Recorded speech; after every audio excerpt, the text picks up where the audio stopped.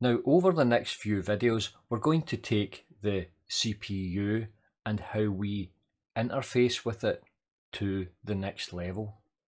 So the first thing we're going to do is use a proper code editor. Now, the next thing we're going to do is make a change to just one command.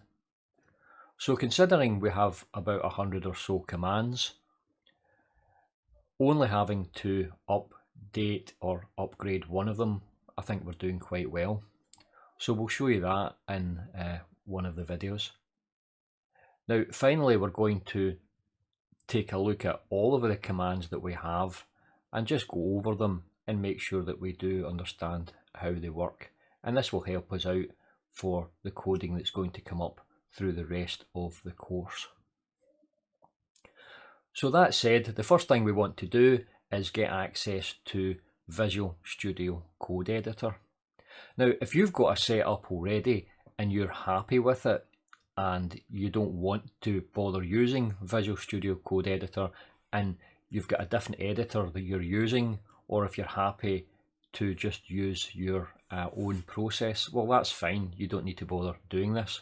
But if you want to come along with the course and regenerate exactly what I have, then I would suggest that you download this and use it.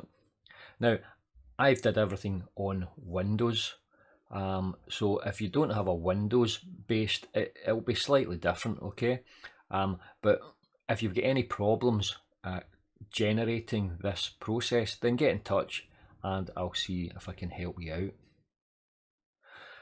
So if you get into Google or another browser and type in Visual Studio Code Editor, that'll be the first one that comes up. And when I click on this, I've got the option to download for Windows. Again, if you don't have Windows, you'll just download whatever one you have. So I would suggest you click on this, download it, and whenever it's downloaded, we should have something that looks a bit like this. So what I'll do is I'll go File, and I'll close folder. Okay, so whenever it starts up, I think you should have something, it'll look something like this. In fact, it probably should look exactly like this. So we can open up our folder. If we go to File, Open Folder, and my folder is in my desktop, Python, Design a CPU 3, New Assembler. So we've got access to all of our ASM files and all of our machine code files. So if I select that, you can see it's opened up that folder structure. So we've got the ASM files here and the MC files. So let's go in and we'll open one of these up. So we could open up exgm.asm and you can see it's got the file here. Now we can open up any number of files simultaneously, and we can show these two files side by side by clicking this little button here. And you can see we've got both the files here. So this is quite a handy, neat way for us to write our code, and we've got all of our line numbers here as well. And it really does make the writing of the assembly language a lot quicker and simpler. So there's one other thing that I can do here that as yet you will not be able to do, but we will set it up now. So I can run the assembly file, so I can assemble this directly from the code editor. So if I go to terminal, run task, assemble file, and you see it's ran through the assembly of this file, and you can see it's assembled the file exgm.asm and it has returned the file exgm.mc, and it says assembly successful. Now there are some error checking capabilities with this assembler as well. So for example, if I did something silly like put a few numbers at the end of this, now I can save the file by going Control S, and I can go to terminal, run task, assemble file, and you can see here it's come up with an error. No declaration for this label, and it says assembly failed, syntax error at line 4, invalid argument list. So it means you can go up to line 4, you can look for the syntax error, and whenever you find it, you can go in and fix it. Again, Control S, terminal, run task, assemble file, and again, assembly successful. Now, in order to set this up, I've left a file in the resources section.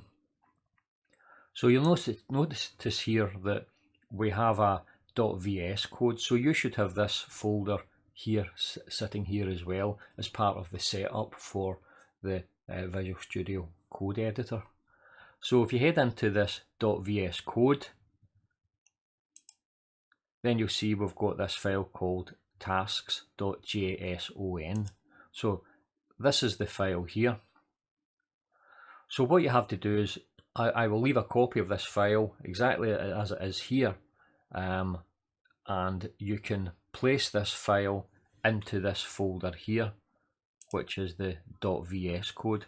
So you'll find that folder if you head into your folder structure here, desktop Python, design CPU 3, new assembler, and you'll see there's a folder there, .vs code.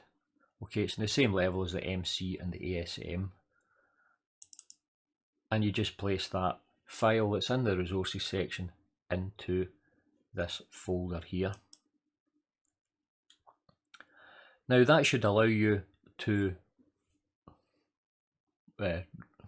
assemble the files directly from the code editor here.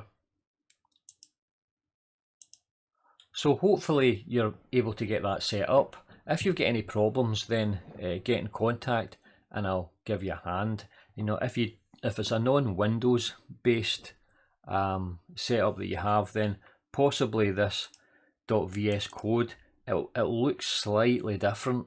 Okay, what I might do is I'll go and see if I can find out a couple of non-Windows based systems, and I'll generate the VS code and I'll put those into the resources section as well. Okay, so that's all for this video. Hopefully you'll run this up and you'll see the power of using a proper code editor. So thank you for listening. I'll get you on the next video. Goodbye.